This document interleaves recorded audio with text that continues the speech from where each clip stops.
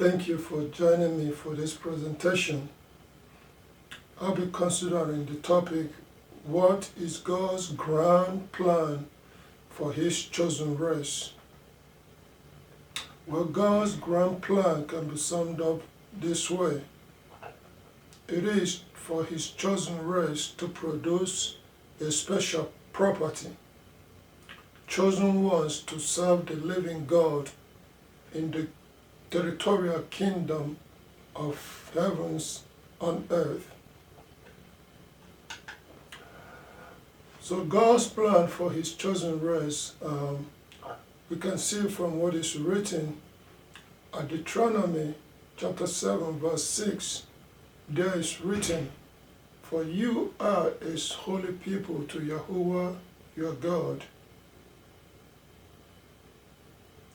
And Yahuwah your God has chosen you to become His people, His special property, out of all the peoples who are on the face of the earth." As 1 Peter chapter 2 verse 9, there it is written, "But you are a chosen race, a royal priesthood, a holy nation, a people for special possession, that you should declare abroad the excellencies of the one who called you out of darkness into His wonderful light." And at Malachi chapter 3 verse 17, there it is written, "And you will be mine, say Yahuwah of armies, in the days when I produce a special property. I will show them compassion, just as a man shows compassion to his son who serves him." At Deuteronomy chapter 14 verse 2, there it is written, "For you are a holy people to Yahuwah your God, and Yahuwah has chosen you to become His people, His special property, out of all the peoples who are on the earth." And at Acts chapter 15 verse 14, there it is written, "Simon, that is Peter, has related thoroughly how God for the first time turned His attention to the nations to take out of them a people for His name. And with this the word of the prophets agree, just as is written, After these things I will return and raise up again the tent of David that has fallen down. I will rebuild its ruins and restore it." And at John chapter 6 verse 44, the Messiah reveals, He said, "No man can come to me unless the Father who sent me has drawn him or has chosen him, and I will resurrect him in the last day." So God's plan is for His people, His chosen race, to produce a special property, chosen ones that will serve Him in the kingdom territory of kingdom of heaven on earth. God's grand plan for His chosen race and people includes to set up a kingdom that will rule the earth forever in God's righteousness or God's right way. At Deuteronomy chapter 2, Daniel chapter 2, verse 44, there it is written, "In the days of those kings, the God of heaven will set up a kingdom that will never be destroyed, and this kingdom will not be passed on to any other people. It will crush and put an end all these kingdoms, and it alone will stand forever." At Daniel chapter 7 verse 13 and 14, there it is written, "I kept watching in the vision of the night, and look, with the clouds of the heavens, someone like a son of man was coming, and he gained access to the Ancient of Days, and they brought him up close before that one. And to him there were given rulership, honor, and a kingdom, that the peoples, nations, and language groups should all serve him. His rulership is an everlasting rulership that will not pass away, and his kingdom will not be destroyed. Yes, God's grand plan includes is to set up a kingdom, a government with his chosen race that he will use to execute his will on earth forever.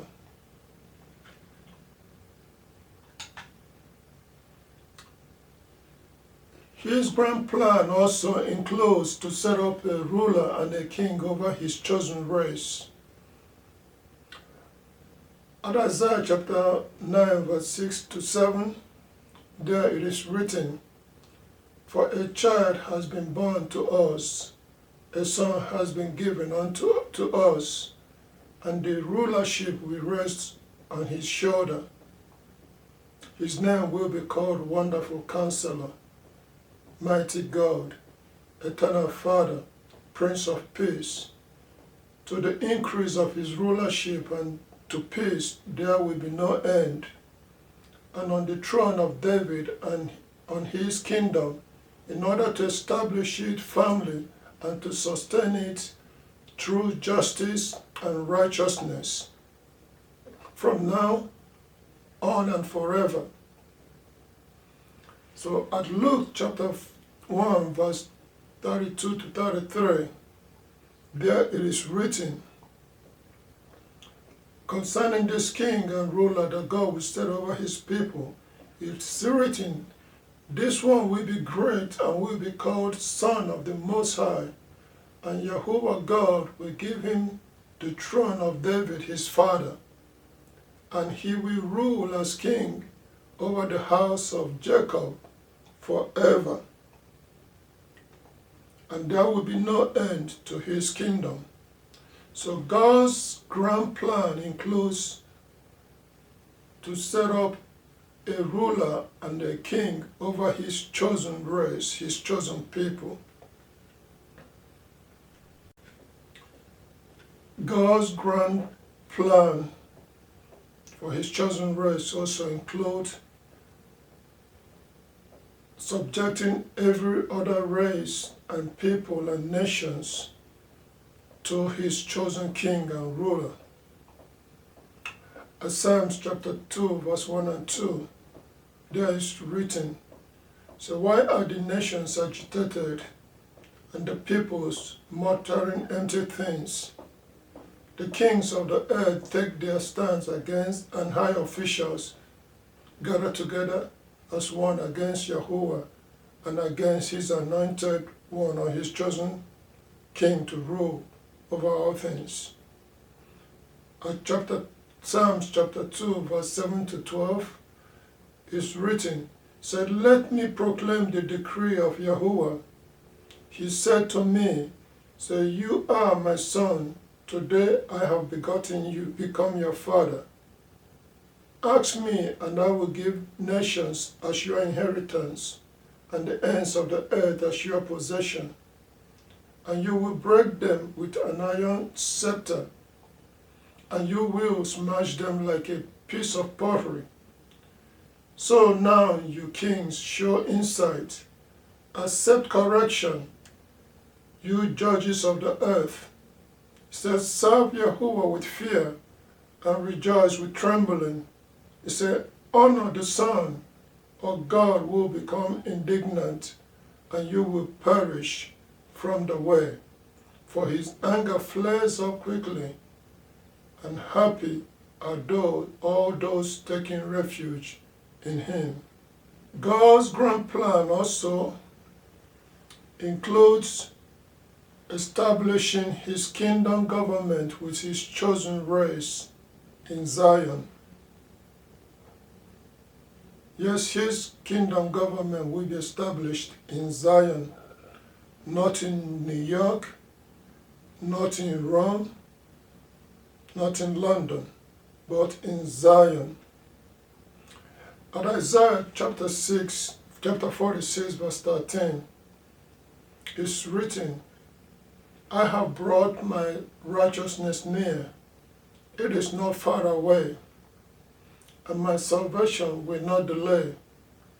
I will grant salvation in Zion, my splendor to Israel. At Amos chapter 9, verse 12, there is written, in that day I will raise up the boat of David that is fallen, and I will repair his breaches, and I will restore its ruins. I will rebuild it as in the days of long ago. At Isaiah chapter 60, verse 21, is written, all of your people will be righteous. They will possess the land forever. They are the sprout that I planted, the works of my hands, for me to be beautified.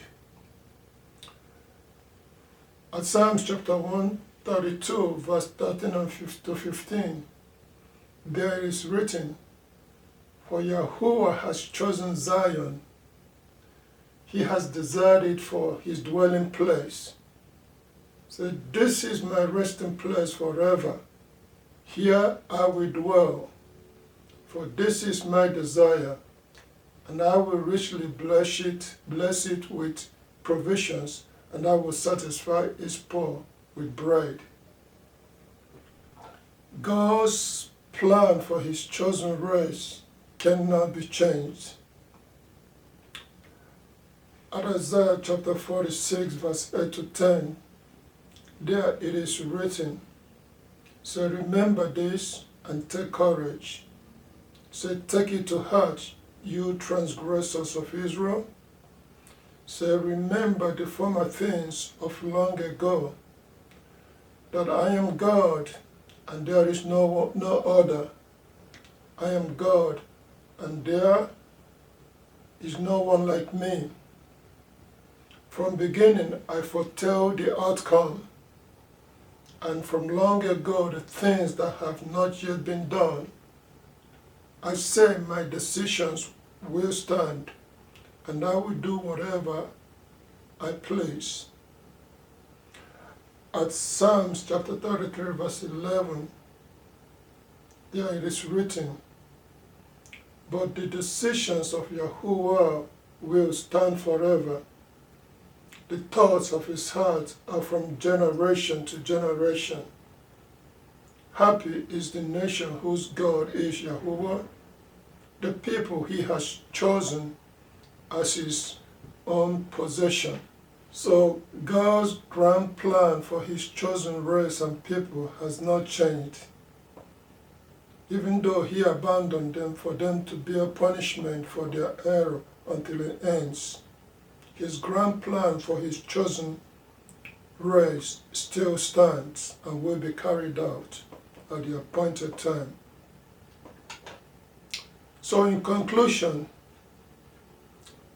at Proverbs chapter 19, verse 21, is written, many are the plans in a man's heart, but the counsel of Yahuwah is what will prevail. Other races and people may desire to take over the kingdom territory and the inheritance given to the chosen race. However, it is the decision of Yahuwah that will be carried out at the appointed time of the end. At Isaiah chapter 46, verse 10, there it is written, from the beginning I foretell the outcome, and from long ago the things that have not yet been done. I say my decision will stand, and I will do whatever I please. But the question that you may be asking is this: where is the territorial location of the kingdom of heaven that God promised for his chosen race and people. We'll find out in the next video. You will find out if you join me in the next presentation. So if you enjoy this presentation, click the like button and subscribe so I can notify you when I upload the next video. Thank you.